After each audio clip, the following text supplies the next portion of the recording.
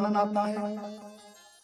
सुखदेव जी राजा परीक्षित से कहते हैं, राजा आज तुम्हारी कथा सुनने का 7वां दिन है, आज बताओ क्या सुनने की तुम्हारी इच्छा है। परीक्षित ने कहा, भगवान आज तो हमारी मृत्यु होने वाली है, अब हम क्या सुनेंगे, आज के दिन हम जाने वाले हैं। सुखदेव जी ने कहा, मूर्ख 7 दिनों से ज्ञान दे रहा हूं, अभी तक समझ में नहीं आया। जो तू है वो मरेगा नहीं, और जो मरेगा वो तो है नहीं, ये अभी तक समझ नहीं पाया। सुखदेव जी ने कहा, एक तुमको कहानी सुनाता हूं।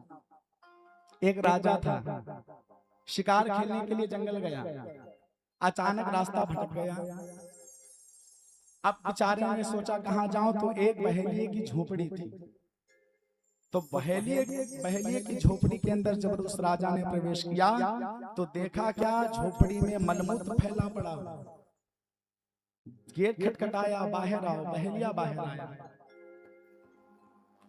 और कहा, भगवान हम आपके यहाँ एक दिन के लिए शरण लेना चाहते हैं, दोगे?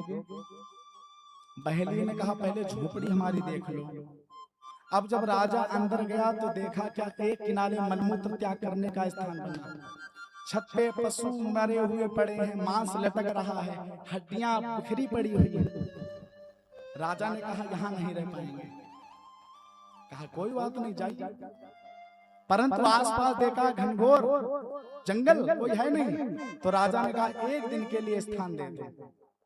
बहेलिए ने कहा, राजन इससे पहले वे भी कई राहगीरों को शरण देते हुए आया, परंतु राहगीर एक दिन के लिए आते हैं लेकिन इसको छोड़ते नहीं, इससे इतना मोह हो जाता है।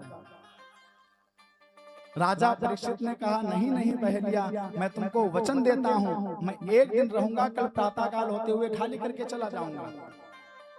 आज राजा उस कुटिया में रुका है और रात में रुकते रुकते ही उस मांस और रक्त की जो झोपड़ी थी उसको उस दुर्गंध से इतना प्रेम हो गया है। सवेरे बहेलिया कह रहा खाली करो, लेकिन वो राजा नहीं खाली कर रहा।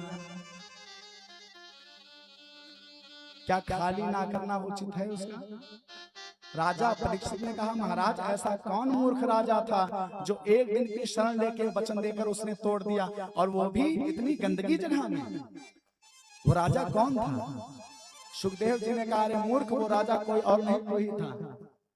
हम लोग एक दिन के लिए, दिनों के लिए आते हैं इस मलमूत्र की झोपड़ी में, लेकिन इसके साथ इतना प्रेम हो जाता है कि इसको छोड़ना नहीं चाहते हैं। इससे प्रेम मत करो, इसका त्याग कर दो, क्योंकि ये शरीर नाशवान है।